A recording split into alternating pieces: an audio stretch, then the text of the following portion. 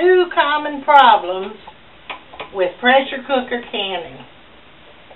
The number one problem is jar breakage. And the reason for that is that you've used the wrong type of jars. A lot of people try to save mayonnaise jars, jelly jars, and what have you, and can in it, and you cannot use those in a pressure cooker canner. Another thing is the jar could get damaged when you're loading your vegetables in your jar if you use a metal knife or what have you to get the bubbles out. So you always use wood or plastic to burn the bubbles out of your vegetables when you're adding your water before you can it. Another thing is that some people have forgotten to put, we didn't show you this before, I wanted to make sure that you see our rack in the bottom. You have to have that rack in the bottom, or if your jars are sitting directly on the pot, they will break.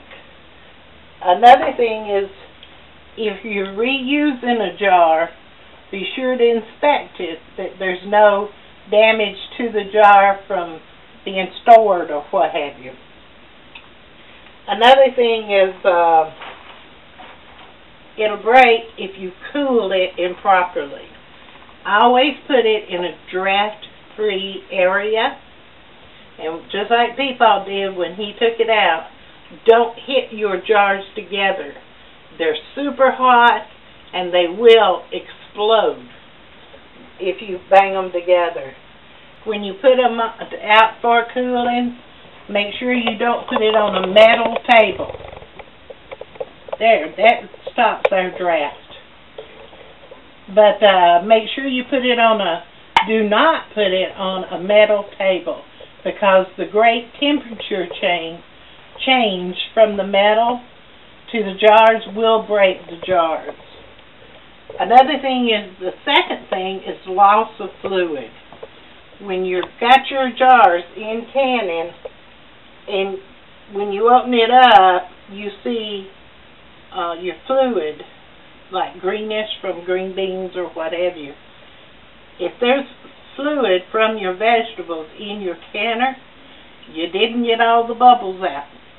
And those bubbles have formed up in there and pushed the liquid out of the jars.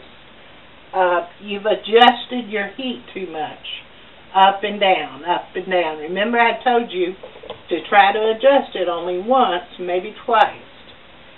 And then another reason is you've got your jar too full. If don't leave the proper headspace, and all of your recipes tells you the headspace. If you don't leave enough of headspace, it will come out from under the lid. And this is Peepaw's big one, is when you are canning, you cannot force cool the pressure cooker canner. You're doing a roast or what have you in your canner, you can do that. But with canning in jars, you can't, because it causes too fast of a temperature change, and the liquid inside the jar will come out, and your vegetables will be super dry. There is one other thing I'd like to tell you. When you take your canner off, in between each canning, examine your hole where the steam comes out and where your weight or your pressure gauge goes. And I'm going to tell you, like a grandmother, I have tried and tried to keep these little vent hose clean. And my advice is CLR. Because what this white stuff is lime and other chemicals out of your water.